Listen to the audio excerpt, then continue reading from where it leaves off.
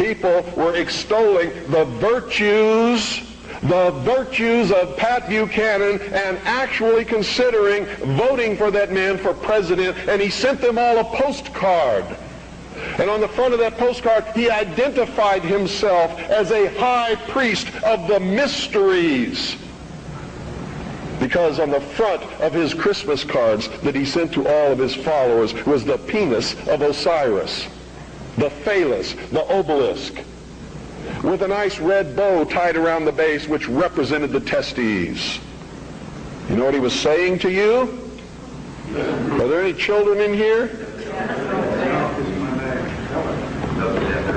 He was saying, he was laughing at you. And so was every other member of the Illuminati. He was a highly degreed member of the sovereign and military order of the Knights of Malta, which was taken over in the Peasants' Revolt in England by the Knights Templars, who had sworn revenge upon the old Hospitallers of St. John's, which later became the Knights of Malta because of their role in the suppression of the Templars. How many of you watch Trinity Network? How many of you watch Pat Robertson? You ever seen the cross in the crown? Do you know what that means? It's the symbol of the Templars. The Knights Templar.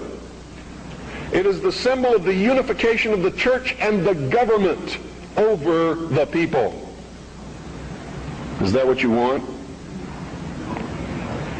Every time any church gets control of government, the people suffer. It has always happened. That's why our founding fathers established a country where that was not supposed to happen, where everybody was free to worship at the altar of their choice. And if you think they were all of one mind, you better think again. How many religions of the Protestant group do you think existed in this country when our founding fathers put together the Constitution?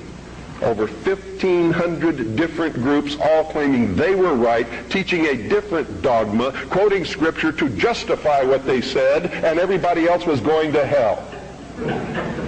So don't give me this Christian nation bullshit, because that's what it is.